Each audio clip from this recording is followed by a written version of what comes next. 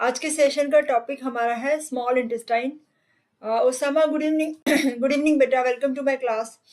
आज का जो सेशन है जिसमें हम डिस्कस करेंगे functional anatomy of small intestine and secretion of small intestine. ठीक है, तो सबसे पहले एनाटॉमी आई थिंक आप लोगों को मेरे से ज़्यादा आ रही है, फिर भी हम लोग जितनी एनाटॉमी हमें चाहिए वो डिस्कस करेंगे। ठीक है, हाँ, तो सबसे पहले नए बच्चों के लिए मेरे सभी नोट्स आपको वेसेरियस एप्लीकेशन में अवेलेबल हो जाएंगे, जो कि प्ले स्टोर से आप डाउनलोड कर सकते हो, और मेरी बुक फिजियोलॉजी नोट्स भी अवेलेबल है। दोनों की लिंक्स डिस्क्रिप्शन बॉक्स में दी हुई है।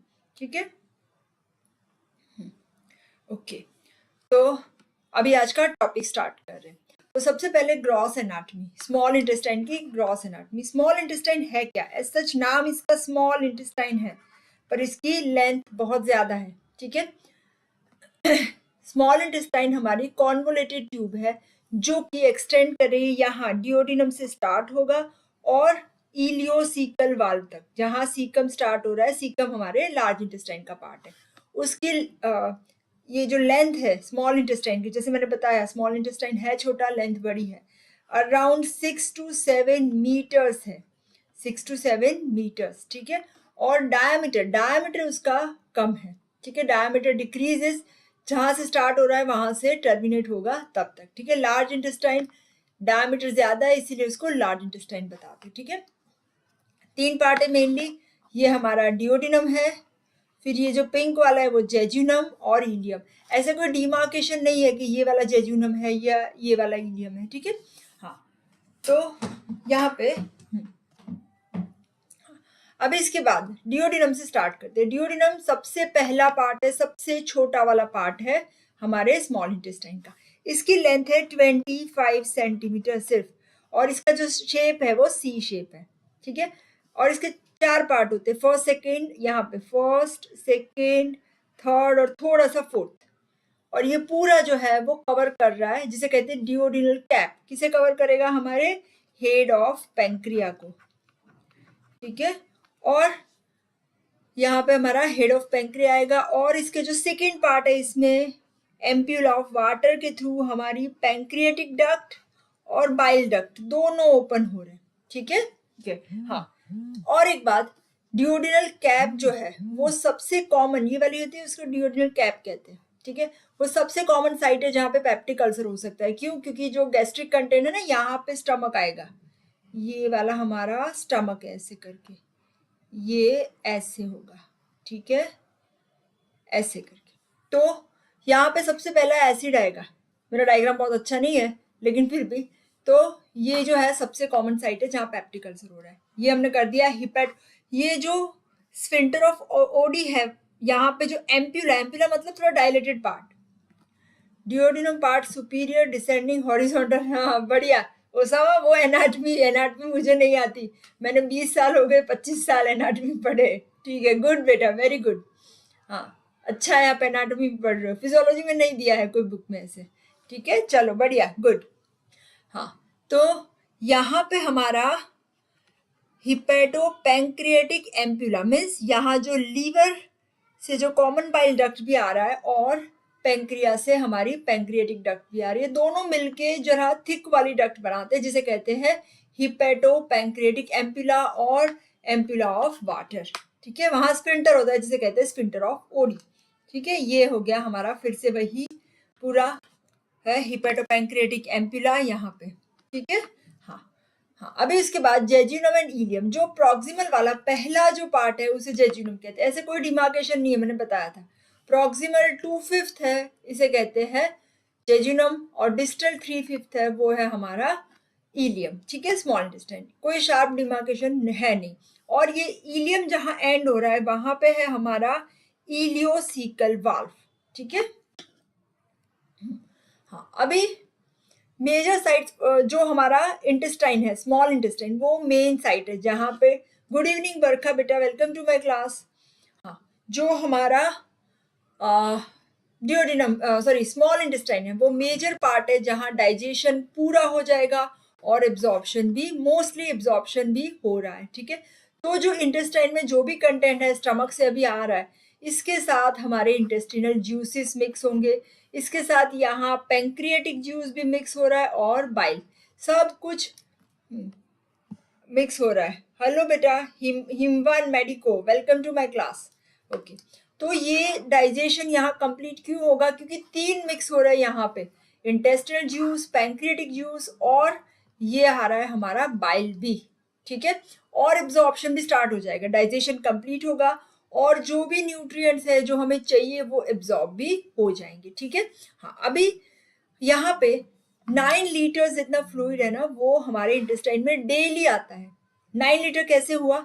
2 लीटर तो हम जो फूड से लेते हैं, फूड या फ्लूइड, पानी या खाना कुछ भी खाते हैं, इसमें फ्लूइड आएगा 2 लीटर जितना, ठीक है, डाइट रिसोर्सेज। और 7 लीटर जितना हमारा सिक्रीशन होता है, जैसे हमने देखा है ना, gastric secretion 1 litre, saliva around 1 litre, सब बनाते हैं ना 1 तो सब मिलके भी 7 लीटर्स हो जाएंगे, ठीक है। यहाँ पे तो ये जो है 9 लीटर जितना आ रहा है, इसमें से 7 लीटर तो हमारा इंटेस्टाइन एब्जॉर्ब कर लेगा, सिर्फ 1 to 2 लीटर्स जो है वो कोलोन में जाएगा, जिसका एब्जॉर्प्शन हमारा लार्ज इंटेस्टाइन या कोलोन करेगा, ठीक है। हाँ, अभी स्ट्रक्चरल कैरेक्टरिस्टिक करते हैं। जैसे हमने बताया था, डाइजेस्टिव सिस्टम में 4 लेयर्स तो होने ही वाले हैं, म्यूकोजा, सब म्यूकोजा, मसल लेयर और सीरोजा, ठीक है। तो यहाँ पे ये 4 हो गया, म्यूकोजा, सब म्यूकोजा ये वाला, मसल लेयर ये वाला और सीरोजा, ठीक है। हाँ, अभी कैरेक्टरिस्टिक बता रहे हैं। 4 लेयर तो बेसिक तो होगा ही सब कुछ इसमें। अभी कैरेक्टरिस्टिक क्या है? एक तो स्मॉल इंटेस्टाइन में एक इंपॉर्टेंट कैरेक्टरिस्टिक है प्लाइका सर्क्युलारिस, ये वाला जैसे दिखा है ना, ये वाले सर्क्यूलर फोल्ड्स होंगे। ये जो फोल्ड है, जैसे इंटेस्टाइन को आप कट करोगे एनाटॉमी में, डिसेक्शन में देखना, तो परमानेंट फोल्ड होंगे। और ये जो फोल्ड है ना वो ऑब्लिटरेट नहीं होते, जैसे रगाई होती है ना हमारे स्टमक में, रगाई जो थी वो ऑब्लिटरेट हो जाती है जब स्टमक फुल हो जाता है, ये ऑब्लिटरेट नहीं होते, ये परमानेंट फोल्ड होते हैं डिस्टेंशन से। रगाई मतलब फोल्ड्स है, पर ये वाले जो है वो परमानेंट फोल्ड है। और इसका काम क्या है? ये इसका सरफेस एरिया हमारे स्मॉल इंटेस्टाइन का बढ़ाएंगे, ह्यूज सरफेस एरिया, ठीक है। और ये सिर्फ फर्स्ट फ्यू सेंटीमीटर जो डिओडिनम के है ना शुरुआत वाले, इसमें नहीं होते, इसके बाद पूरे स्मॉल इंटेस्टाइन में ऐसे सर्कुलर फोल्ड्स होते हैं जिसे कहते हैं प्लाइका सर्कुलरिस और वाल्व्स ऑफ कर्करिंग, दोनों नाम करेक्ट है यहाँ पे, ठीक है। और ये जो है प्लाइका से, यहाँ देखो ये वाले में डायग्राम अच्छे से दिखाया हुआ है, प्लाइका सर्कुलरिस, ठीक है। ये इंटरनेट से लिया है तो उसका लिंक दिखाएगा, प्लाइका सर्कुलरिस, ठीक है। और ये जो बना है सभी लेयर्स म्यूकोजा के, वो सब ऐसे फोल्ड्स बनाते हैं, प्लाइका सर्कुलरिस बनाते हैं। यहाँ पे ये देखो इन्होंने ये भी दिखाया हुआ है, यहाँ पे भी फोल्ड्स है, ठीक है। और सब म्यूकोजा जो है ना, यहाँ वाली ये देखो डायग्राम में देख लो आप, वो भी एक्सटेंड हो रही है ये फोल्ड के अंदर। फंक्शन हमने बता दिया, एक तो सरफेस एरिया बढ़ाएगा, नंबर 1। दूसरा, ये जो इंटेस्टाइन के जो कंटेंट है ना वो धीरे धीरे पास होंगे, बिकॉज ये थोड़ा थोड़ा फोल्ड है। जैसे हमारे इजी एग्जांपल बता दूं, जैसे हम लोग कहीं रोड से जा रहे हैं और बम्प्स वगैरह आ रहे हैं तो हमारा क्या होगा, स्पीड कम हो जाएगी ना, तो ये बम्प की तरह काम करते हैं, स्पीड ब्रेकर जिसे बोलते हैं हम। तो ये क्या करेंगे, जो पैसेज है ना वो धीरा कर देगा, धीरा होगा पैसेज, तो क्या होगा, इंटेस्टाइन से एब्जॉर्प्शन फटाफट से हो जाएगा, ठीक है। तो ये हुआ हमारा प्लाइका सर्कुलरिस, ओके। हाँ, ये एक कैरेक्टरिस्टिक है। यहाँ पे देखो ये वाले, इसे वाल्व ऑफ कॉन्वेंट्स या कर्करिंग्स भी बोलते हैं, ठीक है, ओके। हाँ, अभी एक और इम्पॉर्टेंट स्ट्रक्चर है जो है विलाई, ठीक है। विलाई क्या है? विलाई और ग्लैंड दो चीजें अलग अलग है। विलाई हम बोल सकते हैं प्रोजेक्शन, जैसे हमारी फिंगर होती है तो फिंगर लाइक प्रोजेक्शन है, उसको विलाई बोलते हैं, ठीक है। और इसकी जो हाइट होती है अबाउट 1 मिलीमीटर हाइट होती है, ठीक है। और 1 मिलीमीटर स्क्वायर जितना एरिया हो, 1 मिलीमीटर मतलब 1 मिलीमीटर बाय 1 मिलीमीटर, इतना सा एरिया, ये देखो 1 मिलीमीटर हुआ, 1 मिलीमीटर लेंथ एंड ब्रेड, इसमें 20 to 40 विलाई होगी हमारी म्यूकोजा के अंदर, ठीक है। और ये जो विलाई है इसके ऊपर जो सेल्स होते हैं ना, ये वाले, ये जो सेल्स है सिंपल कॉल्यूमनर एपिथेलियल सेल्स, ठीक है। और इसके ऊपर फिर माइक्रोविलाई भी होगी, छोटी छोटी ये वाली, ठीक है। तो विलाई एंड माइक्रोविलाई, जो माइक्रोविलाई है उसकी लेंथ फिर और कम है 1 माइक्रोमीटर लेंथ है और 0.1 माइक्रोमीटर ब्रेड्थ और विड्थ बोल सकते हैं इसे, ठीक है। तो ये विलाई है, इसके ऊपर ये बहुत इंपॉर्टेंट है, बहुत कंफ्यूजन हो जाता है। विलाई ये पूरा प्रोजेक्शन है, इसको विलाई बोलते हैं, एक हो तो वीलस बोलते हैं उसको, ठीक है। इसके ऊपर आएगा हमारा सिंपल कॉल्यूमनर एपिथेलियम और इसके ऊपर ब्रश बॉर्डर जैसी बनाएगी, जैसे हमारा ब्रश होता है ना, तो छोटी छोटी विलाई होती है, तो जिसे बोलते हैं माइक्रो विलाई, ठीक है। तो ये दोनों विलाई और माइक्रो विलाई का काम क्या है, इसका स्मॉल इंटेस्टाइन का सरफेस एरिया बढ़ाएंगे। कितना बढ़ सकता है, 2 मिलियंस पर सेंटीमीटर स्क्वायर, ठीक है। हाँ, फिर ये जो विलाई है इसके अंदर होता क्या है, ये एक विलाई की बात करें तो ये जो विलाई है ना, जैसे मैंने बताया, ये simple square simple columnar epithelium है, इसके ऊपर माइक्रो विलाई आएगी। इसके अंदर क्या होगा, ये जैसे ये प्रोजेक्शन हुआ तो इसके अंदर यहाँ पे विसिनिटी बोलते हैं इसको, कोर या विसिनिटी ऑफ विलाई। एक मिनट बच्चों प्लीज कॉपरेट, मेरा ये लैपटॉप का चार्जिंग गया है, charge, just a minute, let me, otherwise it won't get, ये बंद हो जाएगा बीच में, ठीक है। चलो प्लग लगा दिया, सॉरी मेरा प्लग लगाना ही रह गया था। चलो बच्चों, हाँ तो इसकी जो विसिनिटी है विलाई की, तो विलाई की जो विसिनिटी है उसके अंदर, हाँ इसके अंदर एक तो है हमारा लैक्टियल, जिसे सेंट्रल लैक्टियल भी बोलते हैं, सेंट्रल लैक्टियल या इसे बोलते हैं लिम्फेटिक्स, ठीक है। लिम्फेटिक प्लेक्सस ऑफ सब म्यूकोजा, ठीक है, ये लिम्फेटिक प्लेक्सस जाएगा सब म्यूकोजा में। फिर उसके अंदर होते हैं स्मूथ मसल फाइबर्स। ये जो स्मूथ मसल फाइबर्स होंगे ना, वो स्मूथ मसल जो लेयर है, मसल लेयर मस्क्यूलरिस म्यूकोजा, उसके साथ कंटिन्यूस होंगे। फिर इसके अंदर ये आर्टरी की ब्रांच होगी जिसे कहते हैं आर्टीरियोल, और वेन की ब्रांच होगी जिसे कहते हैं वेन्यूल, ठीक है। तो आर्टीरियोल, वेन्यूल, स्मूथ मसल और सेंट्रल लैक्टियल, ठीक है। ब्रश बॉर्डर तो हमने बता दिया, ब्रश बॉर्डर है। एक और भी बात है यहाँ पे, इसका जो ब्रश बॉर्डर है, ये इसके ऊपर एक लेयर होता है ग्लाइकोकैलिक्स का, जो ग्लाइकोकैलिक्स मतलब कार्बोहाइड्रेट एंड प्रोटीन्स, ठीक है। इसमें होती है न्यूट्रल एंड अमाइनो शुगर, और ये प्रोटेक्टिव फंक्शन करते हैं, न्यूट्रल अमाइनो शुगर होते हैं, ठीक है।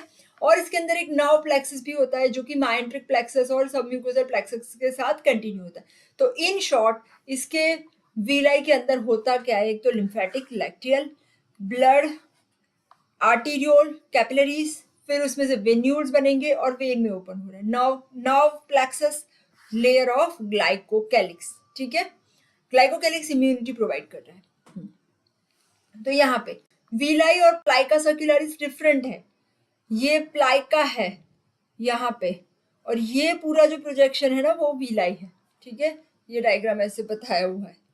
हाँ, अभी और विलाई के बाद एक ग्लैंड भी होगा, तो ये प्रोजेक्शन है ना उसको विलाई बोलते हैं, और डिप्रेशन होगा ना उसे ग्लैंड बोलते हैं, ठीक है। तो जिसे कहते हैं क्रिप्ट ऑफ लीबरकुन। ये एक मिनट में दिखाती हूँ, इसमें डायग्राम अच्छा वाला है मेरे पास।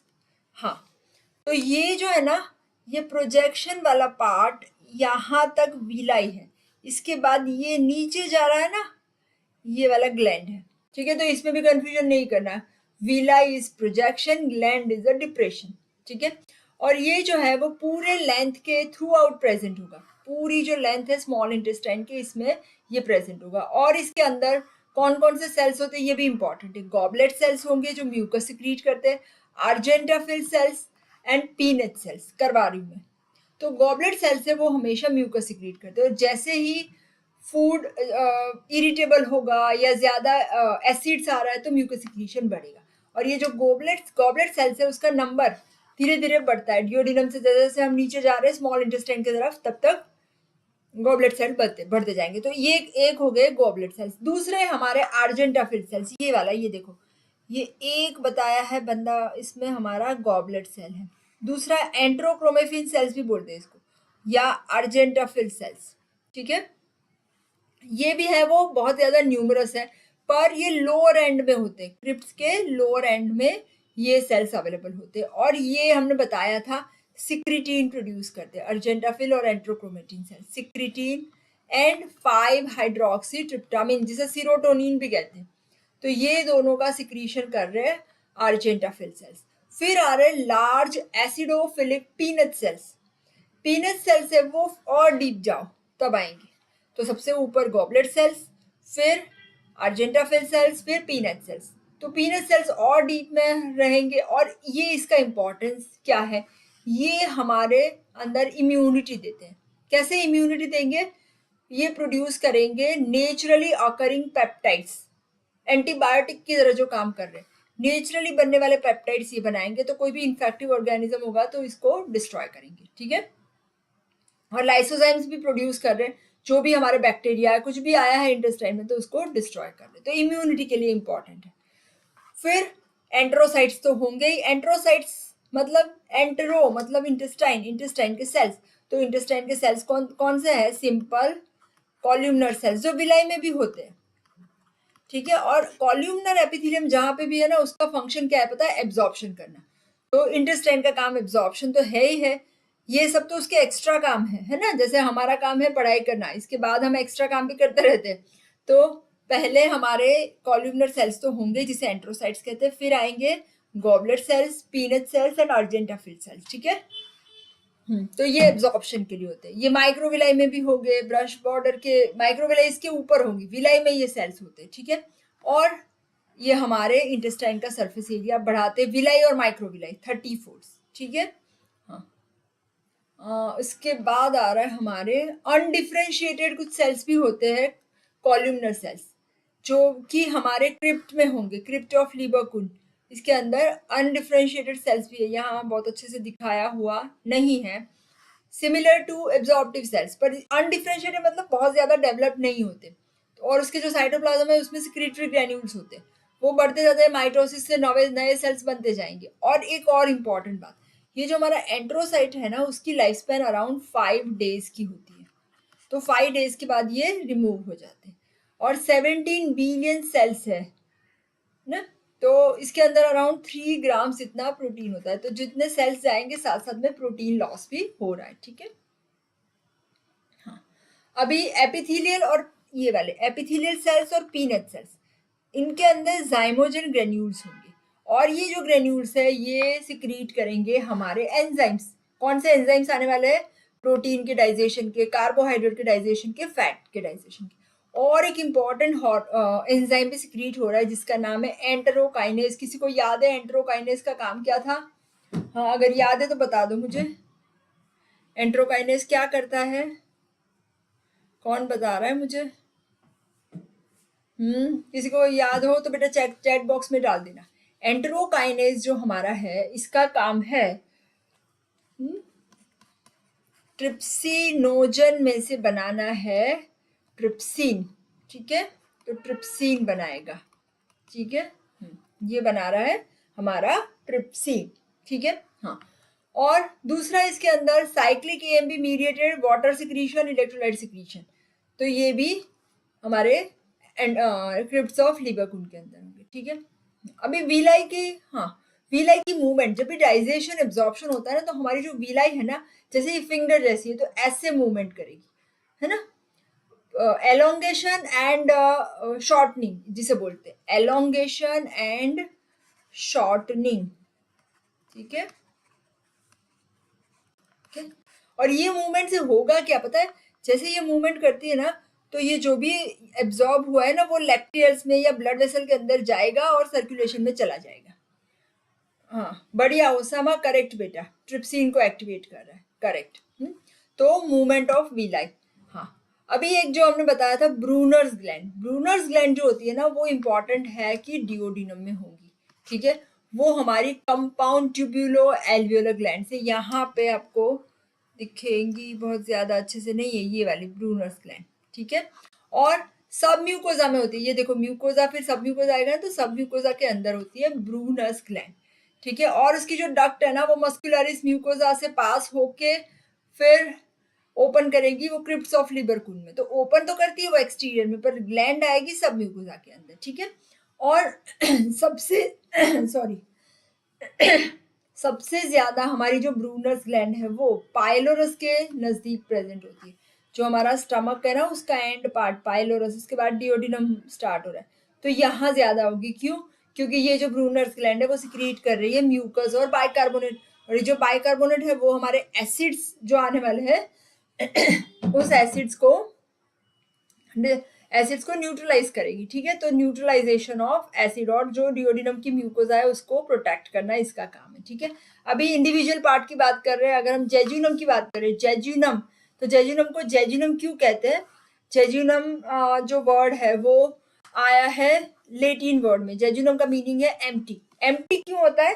क्योंकि जब हम डिसेक्शन में देखते हैं, पोस्टमार्टम में देखते हैं, तो ये हमेशा खाली होता है, तो इसीलिए उसको जेजुनम नाम दिया। और ये 40% है, ठीक है, या 2/5 भी बोल सकते हैं। 40% ऑफ टोटल स्मॉल इंटेस्टाइन। कहाँ तक होगा वो एनाटमी में ज्यादा आएगा, लिगामेंट ऑफ ट्रेट्स तक हो रहा है। और फिर the duodenum is known as, इसके बाद जेजुनम कहलाएगा, ठीक है। तो डिओडिनो जेजुनल जंक्शन बोलते हैं उसे, वहां से स्टार्ट होगा, ठीक है। और वो आएगा लेफ्ट साइड हमारे L2 वर्टिब्रा के लेफ्ट साइड। ये सब एनाटमी है, मैं बहुत ज्यादा डिटेल में नहीं जा रही, ठीक है। अभी उसके फीचर्स, एक तो जेजुनम में गॉबलेट सेल्स बढ़ते जा रहे हैं, इंक्रीज गॉबलेट सेल्स, और लिम्फोइड टिश्यूज भी बढ़ती है, ठीक है। लिम्फ नोड्स जो है वो इमीडिएटली बिलो द म्यूकोजा आएंगे। ये म्यूकोजा के बाद लिम्फ नोड्स आएंगे, और म्यूकोजा के अंदर सबसे ज्यादा प्लाइका सर्कुलरिस होंगे, ठीक है। प्लाइका सर्कुलरिस जिसे हम बोल रहे थे, है ना, Kerckring's, folds of Kerckring's, so they are also maximum in the jejunum. फिर इलियम, इलियम का मतलब है कॉइल या रोल, तो ये हमारा है 3/5, 60% स्मॉल इंटेस्टाइन का पार्ट है जो इलियम है, ठीक है। इसके अंदर भी जैसे मैंने बताया ना, गोबलेट सेल बढ़ते बढ़ते जा रहे हैं, तो गोबलेट सेल ज्यादा होंगे इसके अंदर, लिम्फोइड टिश्यू भी मैक्सिमम होगी। और इसमें एक इंपॉर्टेंट कैरेक्टरिस्टिक फीचर्स है जिसे कहते हैं पेयर्स पैचेस। यहाँ पे नहीं दिख रहे, ये जो पेयर्स पैचेस है ना, ये लिम्फोइड या लिम्फेटिक फॉलिकल्स का एग्रीगेशन है। फॉलिकल्स ये वाले, यहाँ पे देखो ये डायग्राम में दिखा है, एग्रीगेटेड लिम्फोइड फॉलिकल्स, ये इम्यूनिटी के लिए होते हैं, जिसे कहते हैं पेयर्स पैचेस, ठीक है। तो ये हमारी हो गई फंक्शनल एनाटमी। अभी इंटेस्टिनल जूस, इंटेस्टिनल जूस है जिसे हम कहते हैं सक्कस एंट्रिकस भी, succus entericus, entericus that is intestinal intestine, ठीक है। तो ये भी पूछते हैं composition and functions of different constituents of succus entericus, ठीक है। तो यहाँ पे आएगा हमारा, एक तो सभी जूसेस है तो वाटरी होते हैं, ठीक है, वाटरी कंटेंट है इसके अंदर, फ्लूइड पार्ट तो होगा ही होगा। फिर आएंगे इसके अंदर एंजाइम्स और म्यूकस, ये 3 चीजें होती है। डेली 3 लीटर जितना हमारा इंटेस्टाइन का सिक्रीशन होता है, ठीक है। और ये जो है वो कलरलेस फ्लूइड है, और वाटर, इलेक्ट्रोलाइट्स, ये सब भी इसके अंदर ऐड होंगे, ठीक है। जस्ट अ मिनट, हाँ, ओके, हाँ। फिर इसके साथ इसकी कैरेक्टरिस्टिक्स अगर करनी है तो, हाँ, इसके साथ म्यूकस भी है, एपिथेलियल सेल्स भी है, कोलेस्ट्रॉल है, तो इससे ये थोड़ा सा क्लाउडी बन जाएगा, व्हाइटिश कलर का। स्पेसिफिक ग्रेविटी याद रहे तो बढ़िया है, 1010, ठीक है। आइसोटोनिक विद प्लाज्मा, आइसोटोनिक मतलब इसके जो ऑस्मोलारिटी है वो सिमिलर टू प्लाज्मा, ठीक है।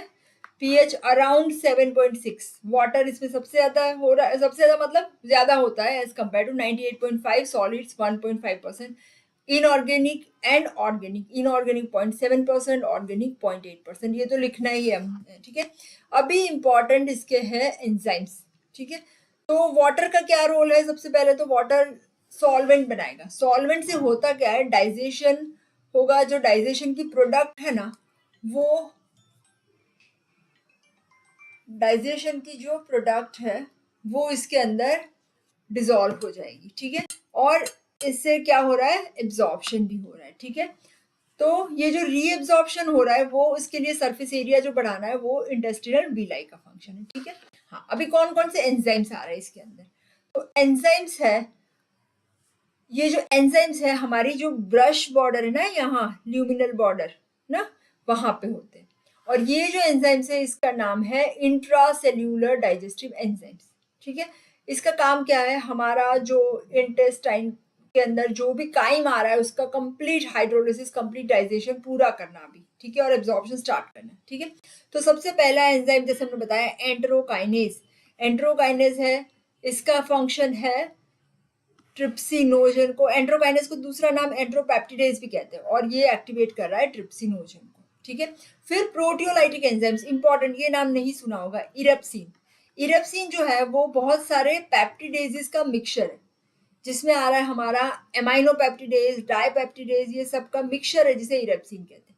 फिर न्यूक्लियस, तो न्यूक्लियस ये क्या, इस न्यूक्लियस में आएगा न्यूक्लियोटिडेज, जो न्यूक्लियोटाइड्स होते हैं ना, न्यूक्लियोटाइड्स और न्यूक्लियोसाइड्स हमें पता है, तो इसका डाइजेशन करने वाला एंजाइम है, इसे कहते हैं न्यूक्लियोटिडेज। ठीक है, फिर से करवा रही हूँ।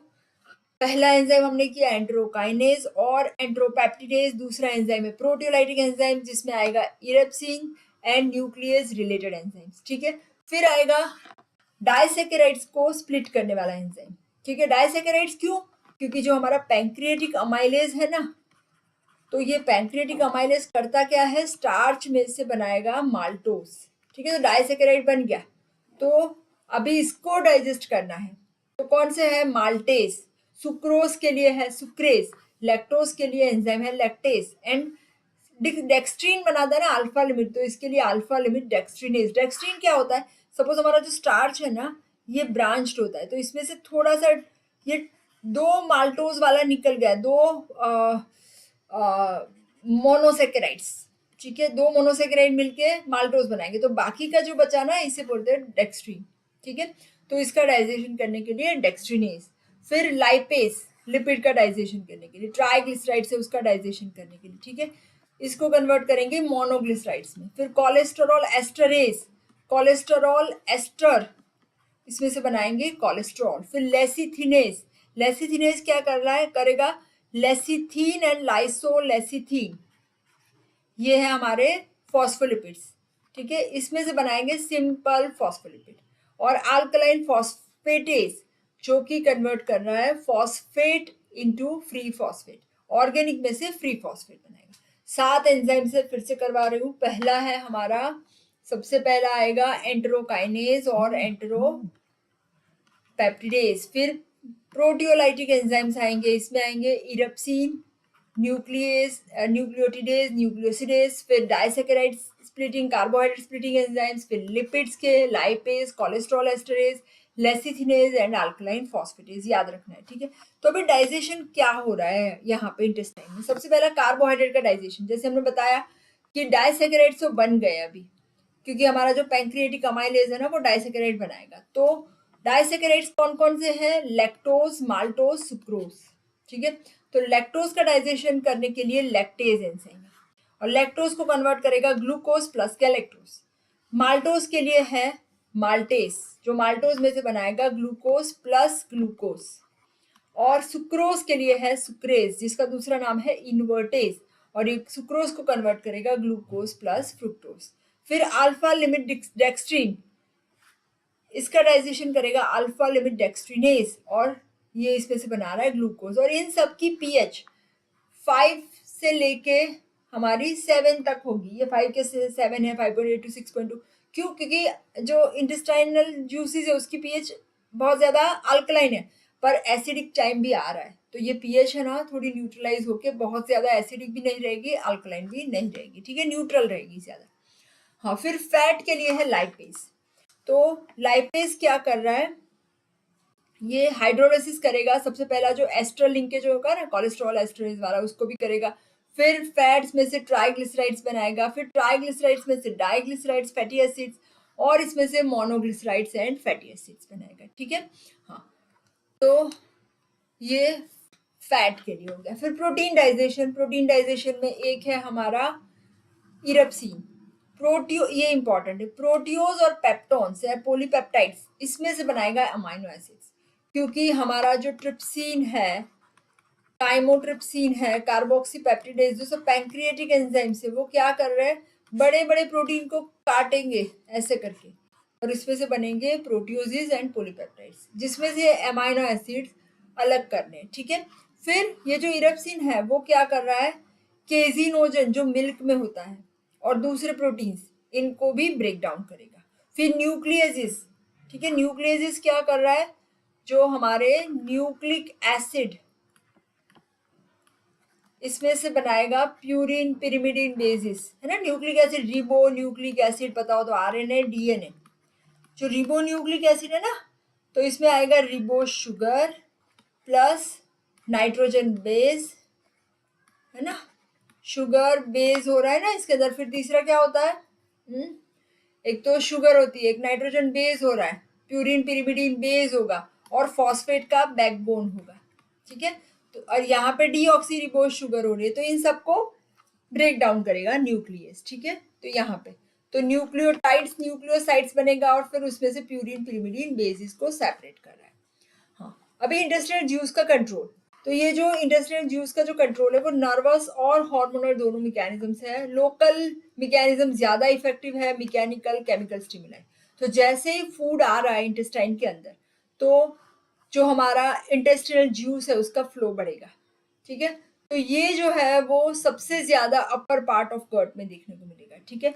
तो फ्लो ऑफ ज्यूस जो है वो शुरू में स्लाइट रहेगा फर्स्ट 2 आवर्स, क्योंकि पहले जो फूड है ना वो डाइजेस्टिव में स्टमक में आएगा, इसके बाद आएगा। और तो थर्ड आवर जैसे भी फूड लिया है इसके 3 घंटे बाद हमारा जो इंटेस्टाइनल जूस का सिक्रीशन है वो बढ़ेगा, ठीक है। और दूसरा फैक्टर है, जैसे ही काइम आएगा तो वो भी मैकेनिकली स्टिमुलेट करेगा। जैसे ही डिस्टेंशन होगा हमारा इंटेस्टाइन का, म्यूकोजा का, तो लोकल माइंट्रिक प्लेक्सस है, मीजनस प्लेक्सस है, वो सब स्टिमुलेट करेंगे और इंटेस्टाइनल जूस सिक्रीशन बढ़ेगा, ठीक है। फिर लोकल इरिटेंट्स भी बढ़ाते हैं, जैसे लोकल इरिटेशन हो रहा है तो भी सिक्रीशन बढ़ेगा, म्यूकस सिक्रीशन ज्यादा बढ़ेगा। वाजोएक्टिव इंटेस्टाइनल पेप्टाइड जो हमारा गट पेप्टाइड है, जीआईटी हार्मोन है, वो भी इंटेस्टाइनल सिक्रीशन को बढ़ाता है। Vagus stimulation also increases the intestinal secretion, वो ब्रूनर्स ग्लैंड के सिक्रीशन को भी बढ़ाते हैं, ठीक है। तो ये हुआ हमारा आज का टॉपिक, ठीक है। फंक्शंस, फंक्शनल एनाटमी, और इसके साथ साथ हमने इंटेस्टाइनल ज्यूस भी कर दिया। अभी आज हम क्वेश्चन आंसर्स कर रहे हैं, ठीक है। चलो रेडी फॉर दैट। हाँ, एक और बात भी अनाउंसमेंट है, 10 बजे एक थोड़ा सा 10 मिनट का और क्लास भी है मेरे दूसरे चैनल के ऊपर, जिसमें हम एमसीक्यू करेंगे जो प्रीवियस ईयर पीवाईक्यू नीट के एमसीक्यूज हैं, ठीक है। तो पीवाईक्यू नीट के जिसकी लिंक मैं डाल रही हूँ अभी इसी के अंदर, ठीक है। ओके, बढ़िया, चलो स्टार्ट करते हैं। हाँ, not true about small intestine, कौन बता रहा है, बोलो। मेजर, सॉरी एक रह गया।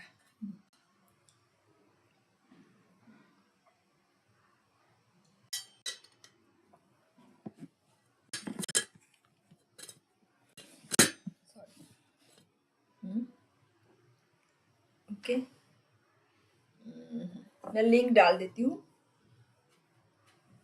लास्ट में भी डाल दूंगी फिर से। चलो बच्चों, सॉरी,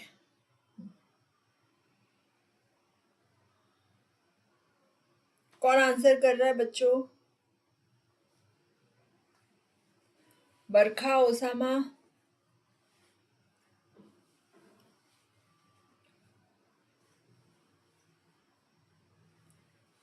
गुड। पापा 5-10 मिनट में करूँ, मारो सेशन चालू છે મારું। हाँ हाँ,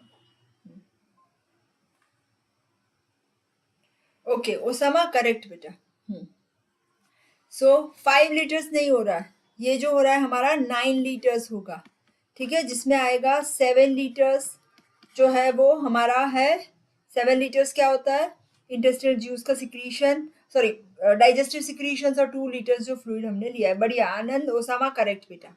ओके, इंटेस्टिनल, बरखा करेक्ट बेटा। हाँ, intestinal juice contains enzyme released in response to vagal activity, saccharidases, potassium equal to concentration of extracellular fluid, a substance which activates trypsin।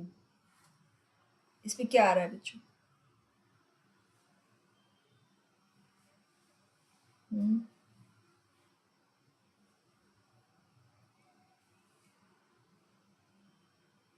चलो कौन बता रहा है बेटा?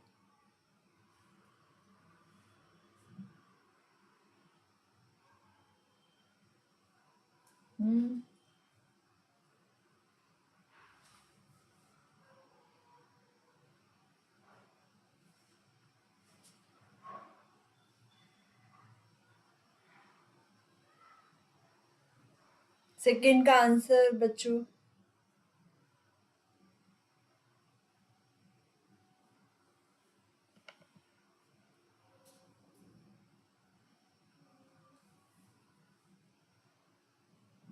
सेकंड का डी, करेक्ट करेक्ट, बढ़िया बेटा Usama, correct. Substance that is enterokinase, ना एंटेरोकाइनेज है जो हमारे ट्रिप्सिन को एक्टिवेट करता है, बढ़िया करेक्ट आंसर। चलो next, which of the following enzymes are secreted by intestine?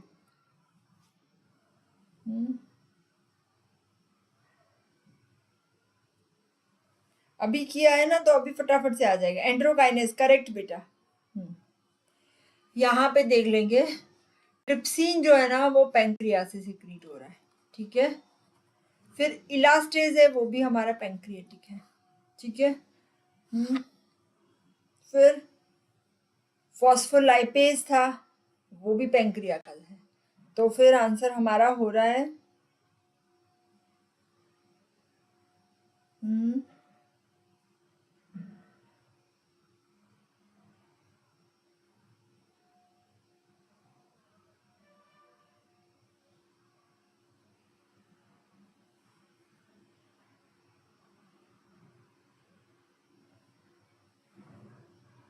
कौन सा आंसर है बच्चों? बेटा थोड़ा सा क्वेश्चन गलत देखा आपने। Which is secreted by intestine, trypsin तो मैंने बताया ना पैंक्रिया से, इलास्टेज भी पैंक्रिया, फॉस्फोलाइपेज भी पैंक्रिया। तो जो जैसे मैंने बताया था ना, प्रोटियोज और पेप्टोन्स, यहाँ पे हमने किया। 1 मिनट, ये वाला अगर याद है तो।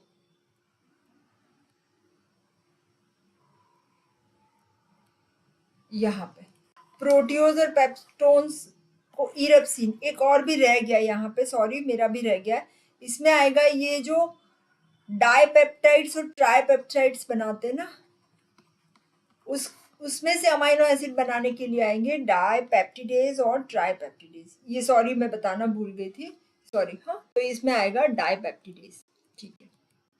करेक्ट आंसर, करेक्ट बरखा बेटा। आनंद करेक्ट, ओसामा, हाँ तीनों ने करेक्ट दिया आंसर, करेक्ट, बढ़िया।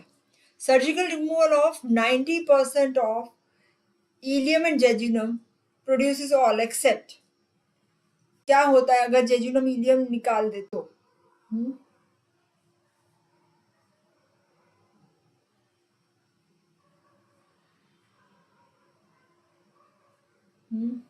इससे क्या होगा? स्टेटोरिया, फिर osteomalacia, fall in the extra cellular fluid and anaemia.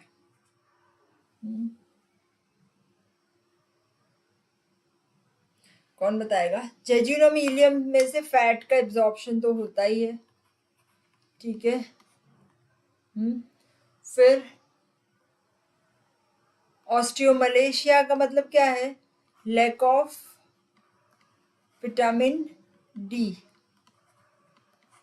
That produces rickets like condition. Rickets अगर एडल्ट में होता है तो इसे कहते हैं, इसे एडल्ट रिकेट भी कहते हैं। तो एडल्ट रिकेट और osteomalacia. Extra cellular fluid, fall और एनीमिया। 4 का बी, देखते कौन सा आंसर है। Fall in extra cellular fluid. क्यों ये नहीं आएगा fall in extra cellular fluid? क्योंकि सिर्फ इलियम जेजुनम एब्जॉर्प्शन कर रहा है, पर अगर फ्लूइड ज्यादा कोलोन के पास आया ना तो वो कोलोन भी एब्जॉर्ब कर देगा, एक्स्ट्रा सेल्यूलर फ्लूइड कम नहीं होगा।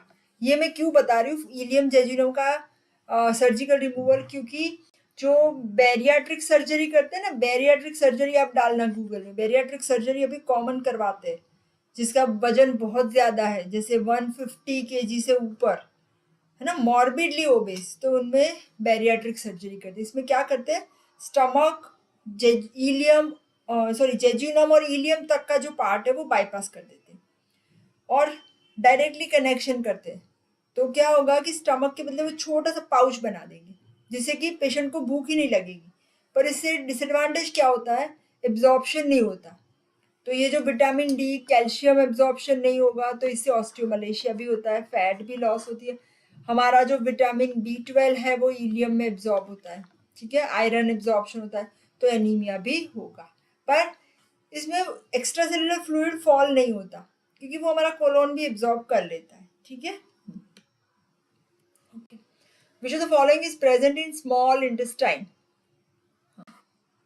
Oxyntic glands, फिर आया था plicae circularis, taenia coli and all of the above. Oxyntic glands हमें पता है, ये हमारे स्टमक में है। टीनिया कोलाई किसी को याद हो तो हमने फर्स्ट लेक्चर में किया था। बैंड्स होते हैं, 3 बैंड्स जो हमारे इंटेस्टाइन के अंदर होते हैं, ऐसे करके कोलोन के अंदर। ये जो है ना वो टीनिया कोलाई है, जिसे ये पाउचेस बनते हैं। तो ये हो गए कोलोन के अंदर, लार्ज इंटेस्टाइन के अंदर, ठीक है। ये होंगे हमारे लार्ज इंटेस्टाइन के अंदर, ठीक है। तो बढ़िया, आनंद, ओसामा करेक्ट, प्लाइका सर्कुलरिस, ठीक है, correct. Number 6, crypts of Lieberkuhn are lined by all except. Crypts of Lieberkuhn में होता क्या है, हमने किया था। क्या होता है क्रिप्स ऑफ लीबरकुन में? गॉबलेट सेल्स थे, है ना, अर्जेंटाफिन सेल्स थे, पीनट सेल्स थे, फिर उसके साथ साथ में होते हैं अर्जेंटाफिन एंट्रोक्रोमेफिन सेल्स, है ना, फिर कॉल्यूमनर एपिथेलियल सेल्स, एंट्रोसाइट्स भी होंगे इसके अंदर। 5 का बी करेक्ट बेटा, प्लाइका सर्कुलरिस और valve of Kerckring, very good. Osama correct, Barkha correct बेटा, आनंद आपका भी करेक्ट है। 6 का अभी आएगा। 6 जो है इसमें आ रहा है हमारा 6 का जो ऑप्शन है वो है, मैं बता देती हूँ, वेट नहीं कर रही हूँ, मेरा क्लास ढीले हो रहा है इसके लिए बच्चों।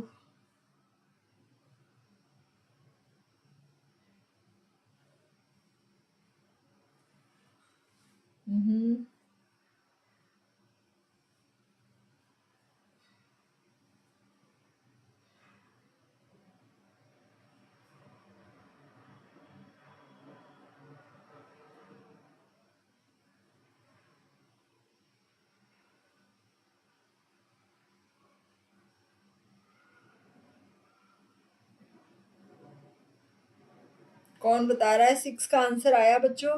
चीफ सेल्स, करेक्ट बेटा, चीफ सेल्स नहीं होते, correct. 7th, which of the following is not true about Brunner's gland?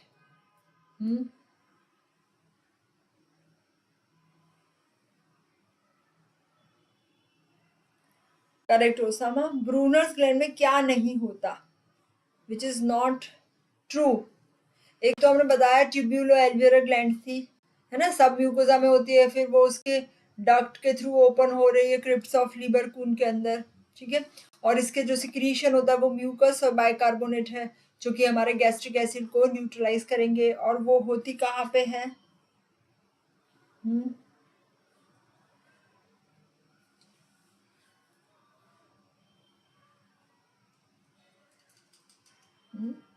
मैं बता रही हूँ, सेशन कंप्लीट करना है, इसके लिए 7th का आंसर आएगा हमारा सिचुएटेड, नॉट सिचुएटेड, ये इनकरेक्ट है, not situated in the large intestine, ठीक है, तो ये इनकरेक्ट आएगा। 7th का बेटा डी आएगा, ट्यूब्यूलो एल्वियर ग्लैंड है, इनकरेक्ट पूछा है बेटा, ठीक है। हाँ, 8th, aggregated lymphoid follicle in the ileum are known as. हाँ, इसमें बहुत कंफ्यूजन हो रहा होता है लोगों को। ये प्लाइका सर्कुलरिस है, crypts of Lieberkuhn, Peyer's patches, goblet cell. कई बच्चों को तो सब कुछ एक जैसा लग रहा है ना, मेरे बच्चों को नहीं लगेगा क्योंकि पढ़ाई की है। करेक्ट आनंद, 7 का डी, बरखा करेक्ट। ओसामा आपने जल्दी कर दी, ठीक है, करेक्ट। लिम्फोइड फॉलिकल्स का एग्रीगेशन जो हमारे इलियम में होता है, जो हमें इम्यूनिटी देता है, जिसे कहते हैं प्लाइका सर्कुलरिस, तो हमारे परमानेंट फोल्ड्स थे, ठीक है, प्लाइका सर्कुलरिस, वो और कुछ नहीं है, ठीक है। क्रिप्स ऑफ लीबरकुन है, वो हमारी ग्लैंड है, तो Peyer's patches, correct Barkha, okay. 9th, proteoses and peptones are converted into amino acids by, ये भी हमने किया। जैसे हमारा पैंक्रियाटिक सिक्रीशन है, ठीक है, वो क्या कर रहा है, हमारे जो बड़े बड़े अमाइनो एसिड्स है ना, लंबे लंबे, उसको बीच में से काटेगा, ट्रिप्सिन, है ना, करेक्ट। 8th का करेक्ट, हिसेनबर्ग नया बच्चा है, करेक्ट बेटा, ओके। तो ये प्रोटियोज और पेप्टॉन्स है ना, सॉरी, पहले ट्रिप्सिन काइमोट्रिप्सिन है ना, उसको ये बहुत लंबे हैं ना, इसमें से थोड़े छोटे बनाएगा, जिसे कहते हैं प्रोटियोज और पेप्टॉन्स।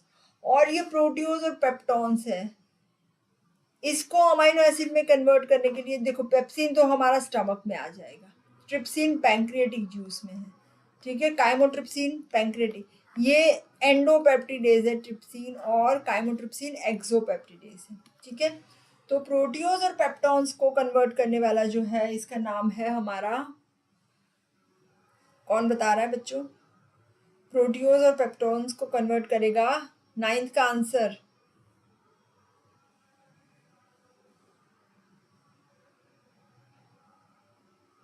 प्रोटियोज और पेप्टोन्स को कन्वर्ट कर रहा है।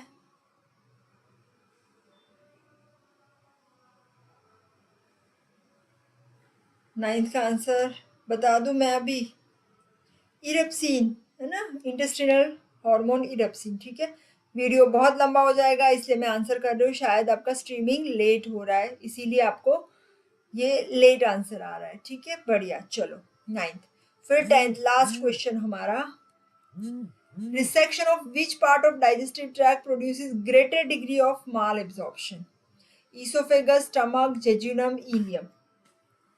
करेक्ट, 9th का सी करेक्ट ओसामा। अभी कौन सा जो पार्ट है हम डाइजेस्टिव ट्रैक का, जिसको रिसेक्ट करेंगे, निकाल देंगे, तो सबसे ज्यादा माल एब्जॉर्प्शन होगा? तो इसमें आ रहा है हमारा, देखो ये जैसे स्टमक है, ठीक है, इसके बाद आएगा हमारा डिओडिनम, इसमें हमारे पैंक्रियाटिक जूस और हमारा बाइल सब अंदर एंटर हो रहा है, ठीक है। तो ये सब जूसेस फिर इंटेस्टाइन में आएगा, तो इंटेस्टाइन के जूस एंटर होंगे, तो सबसे पहले जब जेजुनम में जाएगा ना, तो डाइजेशन होगा ज़्यादा, तो जेजुनम में ज़्यादा डाइजेशन, एब्जॉर्प्शन भी होता है साइमल्टेनियसली, पर पहले उसको डाइजेस्ट होने देना है ना, तो डाइजेशन, तो ज़्यादा एब्जॉर्प्शन कहाँ पे हो रहा है हमारा, बढ़िया, इलियम के अंदर, ठीक है। तो 10th का आंसर आएगा इलियम, बढ़िया, करेक्ट आंसर। ओके, तो यहाँ पे हमारा आज का क्लास कंप्लीट हो रहा है। Thank you so much. Again नए बच्चों के लिए, ऐसे आज हिसेनबर्ग नया बच्चा है, ओसामा ने मैसेज डिलीट कर दिया, करेक्ट था बेटा, 10th का डी है, डी है, सी नहीं है, जेजुनम नहीं, इलियम बेटा। इलियम क्यों? क्योंकि डाइजेशन पहले जेजुनम में खत्म होगा, फिर इलियम में उसका एब्जॉर्प्शन होगा, ठीक है, ओके, करेक्ट। हाँ, नए बच्चों के लिए मेरे सभी नोट्स आपको वेसेलिस एप्लीकेशन में मिल जाएंगे, जो प्ले स्टोर से डाउनलोड कर सकते हो, और मेरी बुक फिजियोलॉजी नोट्स भी अवेलेबल है, दोनों की लिंक्स डिस्क्रिप्शन बॉक्स में दी हुई है, ठीक है। Thank you so much. साथ साथ में एक और भी अनाउंसमेंट यहाँ पे है, अभी मेरा एक और सेशन है 10 मिनट के बाद, जिसमें प्रीवियस ईयर के नीट के जो PYQs है वो थोड़े करवा रही हूँ, तो प्लीज़ स्टे विथ मी, साथ में हमारा ये भी हो जाएगा। Thank you so much. मैं उसकी लिंक डाल रही हूँ चैट बॉक्स में।